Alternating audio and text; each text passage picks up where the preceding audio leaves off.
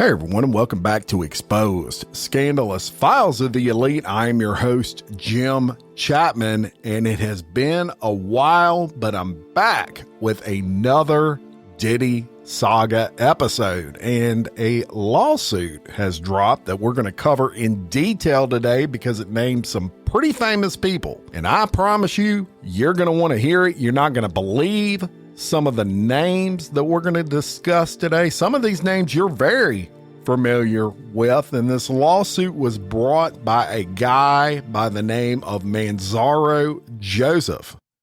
And this is a good time to mention, these are allegations. People are innocent until proven guilty in this country, and I'm just covering this lawsuit. I am disseminating public information, and any opinion I offer is just that, my opinion. As it stands now, all of these are allegations, but let's get into this lawsuit. I have it in front of me. It was filed on April 1st of 2025 by Manzaro Joseph versus Sean John Combs, also known as Diddy, Eric Macias, Brendan Paul, Emilio Estefan, Adria English, and John Doe. And it reads, comes now, Manzaro Joseph, by and through his counsel, files this verified complaint for damages, and it lists all the people I just said. Plaintiff Manzaro Joseph is a natural person and resident of Palm Beach County, Florida. Plaintiff is a survivor of human trafficking, sexual exploitation, and organized criminal enterprise. Defendant Sean John Combs is a natural person and resident of Miami-Dade County, Florida. Defendant Diddy is over the age of majority and has facilitated and engaged in trafficking of the plaintiff and directly perpetrated acts of sexual violence against the plaintiff. Defendant Eric Macias is a natural person resident of Broward County, Florida. Defendant Macias drugged, transported, and threatened the plaintiff. Defendant Brendan Paul is a natural person and resident of Ohio. Defendant Brendan is over the age of majority and relayed Diddy's instructions and coordinated the plaintiff's transportation. Defendant Emilio Estefan is a natural person and resident of Miami-Dade County, Florida. He approved plaintiff's transport and may be served at, and it goes into his address. Defendant Adria English is a natural person and resident of San Bernardino County, Florida. She acted as an enabler, co-conspirator, and assisted the plaintiff's targeting, isolation, and concealment after the incident. And then it gets into the introduction. It says this action is brought against defendants for human trafficking, drugging, kidnapping, sexual exploitation, obstruction of justice, witness tampering, fraudulent concealment, conspiracy, and related unlawful conduct. Plaintiff was drugged, transported against his will, and sexually maimed as a victim of coercive and organized criminal enterprise beginning in 2015, orchestrated and facilitated by the defendants. The pattern of threats, concealment, manipulation, and psychological coercion persisted for years, extending the statute of limitations under federal tolling doctrines. Defendants not only participated in the trafficking and drugging of the plaintiff, but also obstructed justice, facilitated cover-ups, intimidated the plaintiff, and enabled these crimes through conspiracy and concealment. The plaintiff possesses medical records from a licensed urologist and surgeon documenting sexual maiming, disfigurement, and serious hernias, possibly inoperable, which continue to impact his quality of life and physical well-being.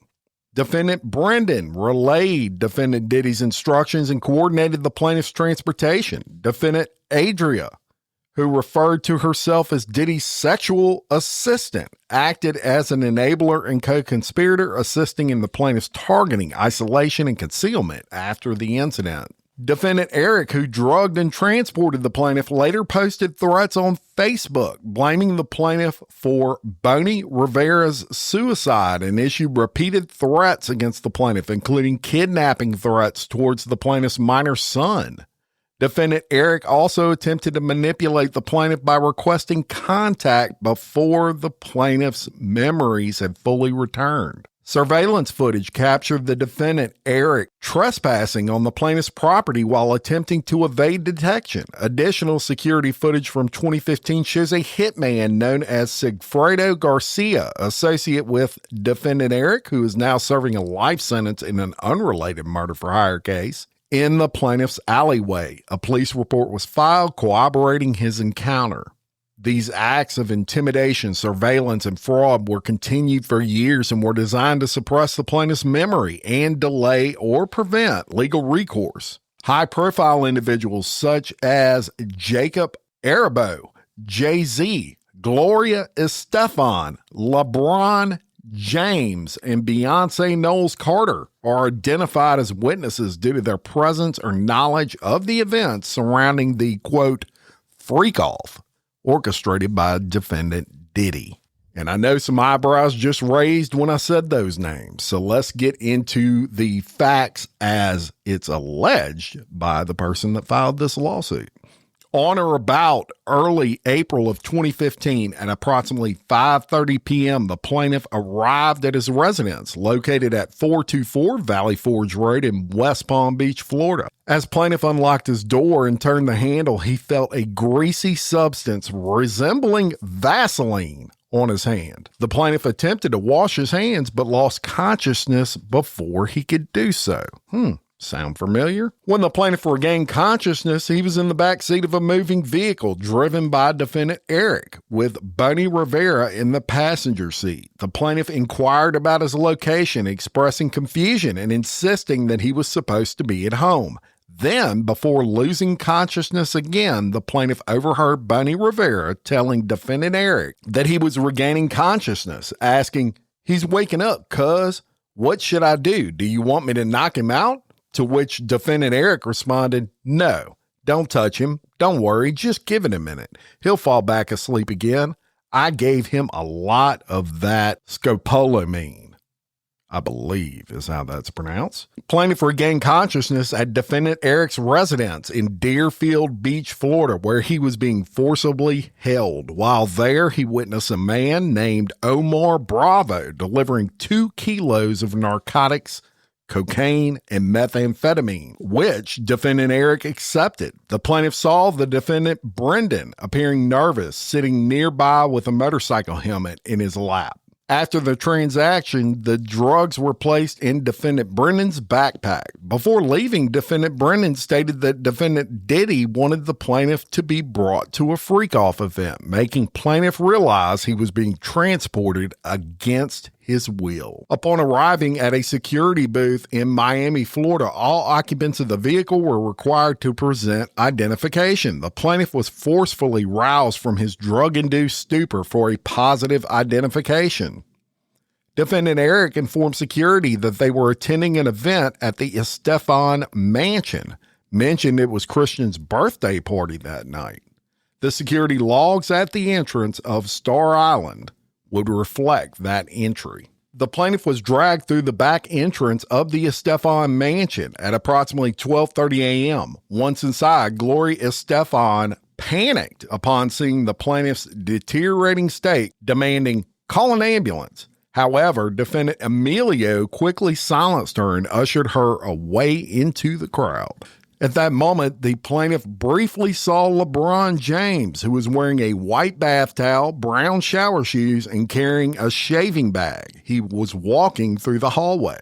LeBron James looked at the plaintiff and, in response to Gloria Estefan's plan for an ambulance, remarked, quote, "Y'all better do something about that." The plaintiff was then led by defendant Adria, who identified herself as, quote, "Diddy's personal sexual assistant," unquote, and through the concealed tunnel that connected the Estefan mansion to defendant Diddy's mansion. The plaintiff was secretly transported to defendant Diddy's mansion.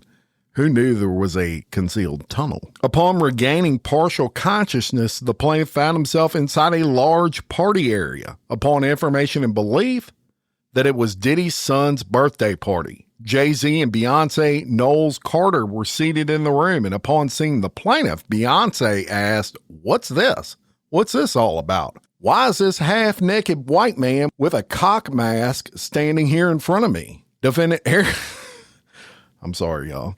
Defendant Eric responded, Diddy wants him to see what we do to snitches. This is part of his punishment. The plaintiff was forcefully paraded through multiple rooms filled with people who were jeering and taunting him. Defendant Diddy explicitly ordered the plaintiff's degradation, stating, he's going to find out what we do to snitches tonight. Get him undressed. The plaintiff was stripped and placed inside a shower area where two unidentified women forcefully washed him while defendants Eric and Bonnie Rivera watched. Following this, the plaintiff was dressed in a small thong bikini bottom and a black leather mask with a rubber dam forcefully inserted and zipped closed over his head. A locking sex device was affixed to the mask, which protruded from his mouth. Holy shit. The plaintiff was then subjected to degrading and non-consensual acts at the direction of defendants Diddy and Adria. The plaintiff was sexually assaulted and forced to partake in unwanted sexual activity using the mask and a sex toy on a large black leather ottoman until he lost consciousness again. When the plaintiff regained partial awareness, he was locked in a small, dark-side room, left on a black leather couch until defendant Adria and defendant Eric entered, dressed him, and prepared him for transport out of the property. While still semi-conscious, the plaintiff encountered Jacob Arabo, who was visibly disturbed upon seeing the plaintiff in his forced attire. He asked, quote, "What's this? What's going on with this guy? Why is he standing here staring at me with a penis strapped to his face?" I mean, you can't make this shit up. Defendant Eric responded, "Oh, he's just some guy who's a snitch. We're teaching him a lesson." And it's not funny, y'all, but it's just so bizarre and out of this world. Defendant Emilio intervened, instructing defendant Eric and Bonnie Rivera to move the plaintiff out of Jacob Arabo's sight. Gloria Estefan again pleaded for an ambulance to be called, but defendant Emilio silenced her and shoved her into the crowd. Upon leaving the event, plaintiff overheard defendant Diddy ask defendant Eric, "You're going to get rid of him, right?" To which defendant Eric responded, "Yeah, I'll be taking care of that." Following the freak-off event, the plaintiff was returned to the gang house where he was savagely beaten and left for dead inside his apartment. When a gang member later inquired about how plaintiff was kept unconscious, defendant Eric responded, "Xylazine trank." As a direct result of the defendant's deliberate acts of violence, the plaintiff suffered catastrophic physical injuries, including severe internal trauma, permanent growing damage, sexual maiming, and multiple hernias. These life-altering injuries are extensively documented by medical evaluations from a urologist and a surgeon. In the years following the attack, defendant Eric engaged in an ongoing campaign of targeting harassment, publicly issuing death threats against the plaintiff, blaming him for Bonnie Rivera's suicide, and threatened to kidnap the plaintiff's minor son, all in efforts to intimidate the plaintiff into silence. Surveillance footage and official police reports confirm multiple attempts by defendant Eric to unlawfully approach the plaintiff's property. Additionally, a hitman named Sigfredo Garcia, who is now serving a life sentence in an unrelated murder, was in the plaintiff's alleyway. A police report was filed corroborating this encounter, seen as an associate of defendant Eric was captured on security cameras outside the plaintiff's residence. Further evidence of a coordinated campaign of intimidation. Defendant Adria actively obstructed the plaintiff's ability to seek justice by tampering with evidence, interfering with legal proceedings, and conspiring to conceal the crimes committed by the plaintiff. Defendant's acts of coercion, obstruction, threat, and ongoing intimidation persisted until at least 2021, demonstrating a clear pattern of misconduct. Plaintiff has now compiled the necessary evidentiary foundation to proceed with this legal action, including verified medical records, sworn witness statements, and corroborating documentation directly implicating the defendants in his abduction, drugging, sexual exploitation, and abuse. As a direct and proximate result of the defendant's actions, plaintiff has suffered severe and ongoing physical injuries, profound psychological trauma, and irreparable emotional distress. The defendant's deliberate, coordinated, and malicious conduct caused the plaintiff significant economic damages, prolonged suffering, and lasting harm and damages in an amount to be determined at trial. And it goes into the counts, and it starts with Diddy, and this is count 1, and it says defendant knowingly recruited, transported, harbored, and obtained plaintiff through an organized and coercive criminal enterprise, utilizing subordinates and co-conspirators to facilitate plaintiff's trafficking for the purpose of sexual exploitation. Defendant knowingly harbored the plaintiff at his residence where plaintiff was subjected to non-consensual acts, forced participation in sexual abuse, and extreme humiliation in front of others for the defendant's personal gratification and control.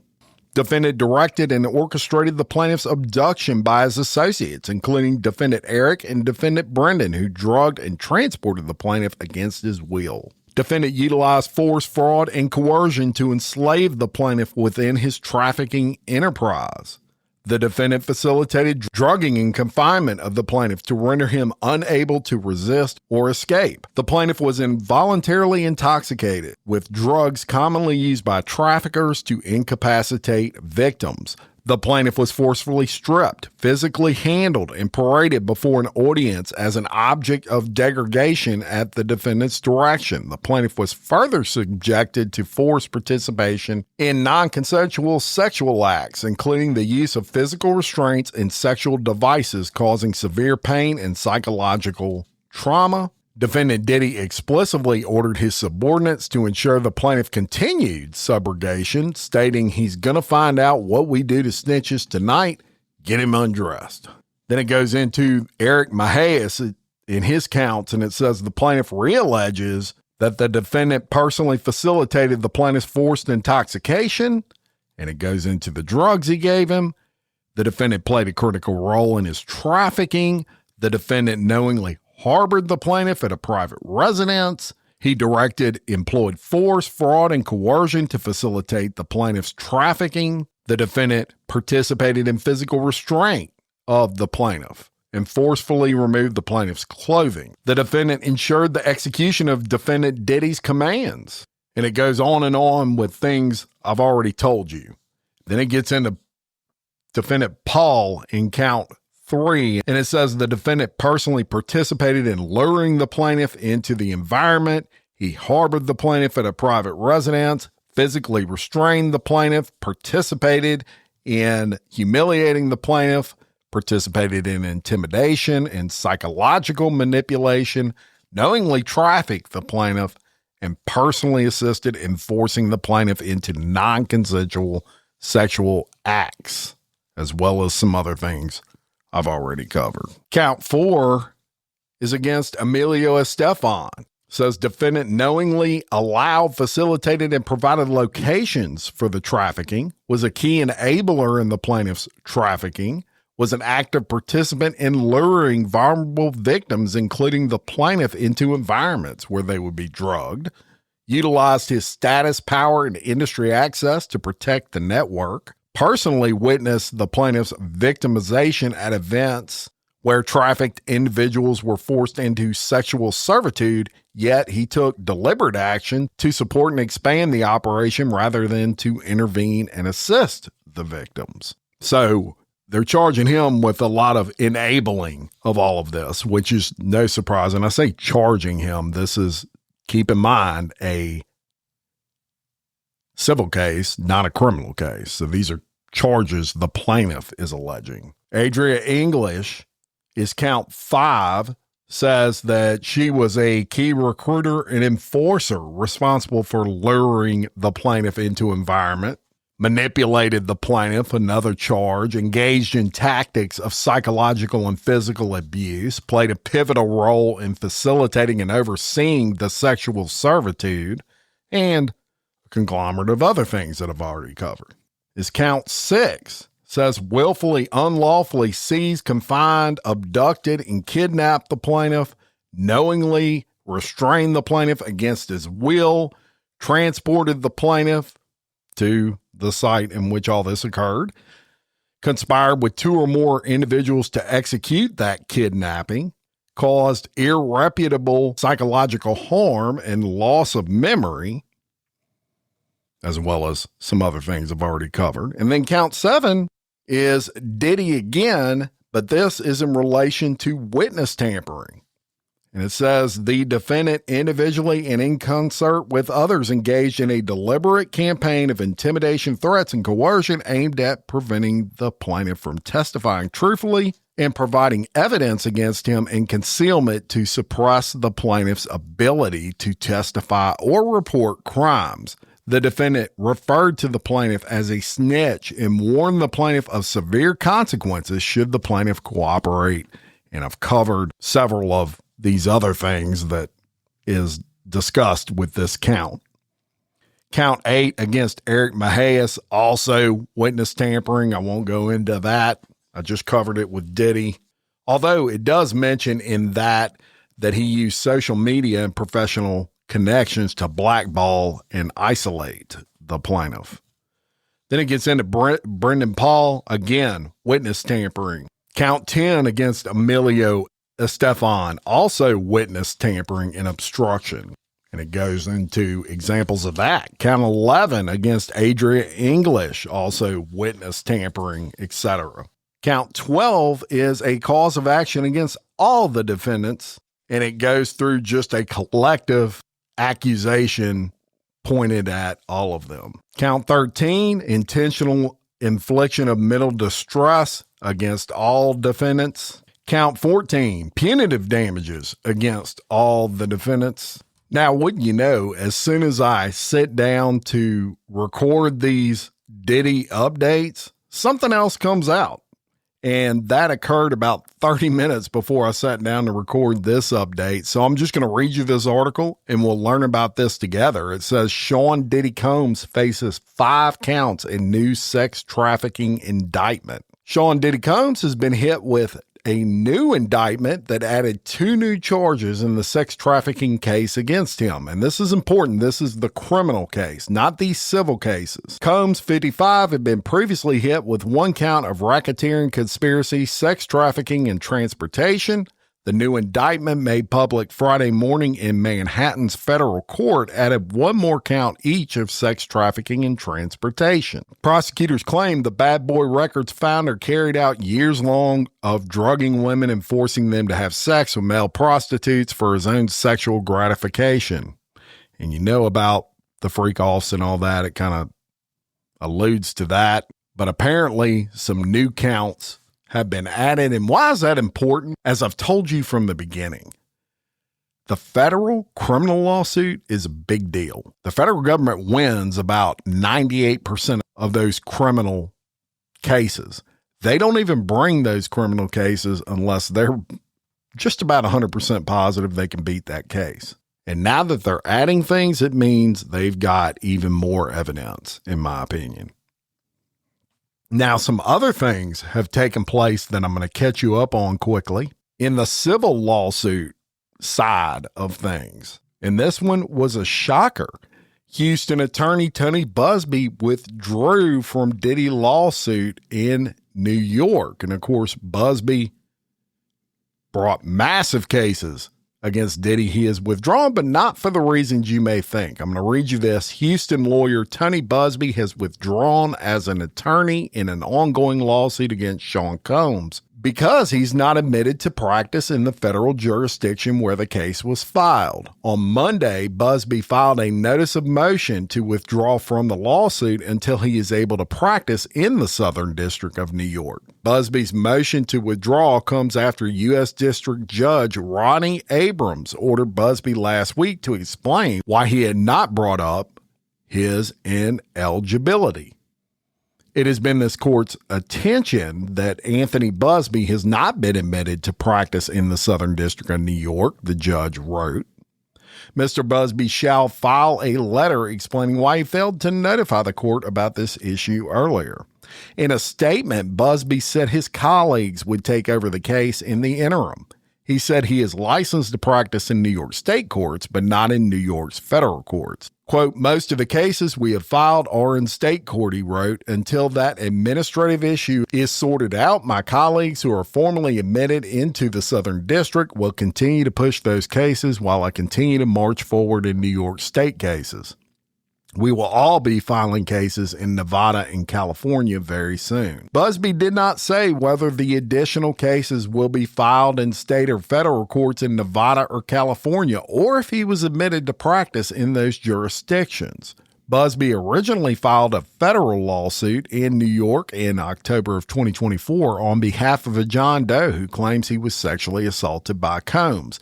This is one of several lawsuits filed against Combs by dozens of alleged abuse victims. In September of 2024, Busby announced he would be representing more than 50 clients in a sexual assault lawsuit against Combs. When this came out, it made a bunch of news, not as big a deal as it's being made out to be. And he's still involved in the cases. He's just not the primary lawyer on those cases. And then another interesting incident took place on April 1st of 2025, this by People magazine, as a sexual assault lawsuit against Diddy was dismissed when the plaintiff failed to identify herself. And I'll get into it. One of the lawsuits accusing Sean Combs of sexual assault has been dismissed by a judge after an anonymous plaintiff failed to refile the complaint under her real name. The woman sued Combs in the Southern District of New York under the name Jane Doe in October of 2024, accusing the mogul of assaulting her at a party in 1995. On Monday, March 31st, 2025, a federal judge tossed the case after the plaintiff did not newly file a complaint under her real identity.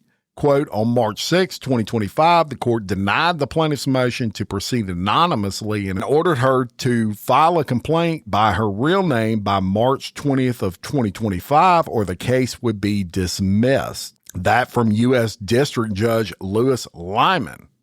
The plaintiff had not filed a complaint in her own name, nor has she sought an extension of time to do so. Combs' legal team praised the judge's decision.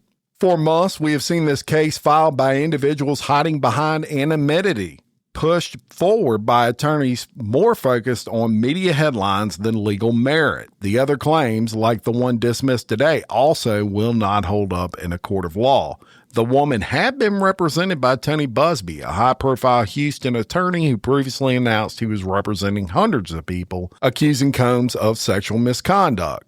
Since his announcement, multiple Busby clients, including the Jane Doe, whose case was just dismissed, have sued Bad Boy Records founder. Combs' legal team also took aim at Busby in a statement following that dismissal. Quote, this is now the second case brought by these attorneys against Mr. Combs that has been dismissed in its entirety. It will not be the last. Despite the dismissal, Combs has still been named a defendant in several dozen lawsuits. Combs' criminal trial is set to begin in May, and he remains behind bars in Brooklyn after being denied bail. And there you have that. So the Diddy shit is heating up. And we got a trial coming in May, and I'm going to be covering it heavily. It looks like it's going to happen. I wasn't so sure, but we're only a month out. Of course, things change quickly in the justice system. It wouldn't shock me by any means if the closer we get to that May trial, something comes out and says it's been delayed. But for now, looks like it's going to be in May. Of course, I will have a series completely dedicated to covering that trial. I've been preparing for that in detail. I look forward to bringing it to you. And that is our episode for today, and another episode of the Diddy Saga. Thank you so much for listening. Check out the Patreon for files, for commercial-free early releases, bonus episodes, and so much more. I love my celebrity members. I could not do this without them. Consider joining the Patreon. I promise you it's worth your money. Just $2.50 a week for our entry-level tier. And hey, you don't have to listen to a ton of commercials every episode. These people are why I'm able to do it. Thank you so much to my celebrity members. Patreon.com/exposed podcast files. And until next time, for Exposed Scandalous Files of the Elite, I'm your host, Jim Chapman. Much love.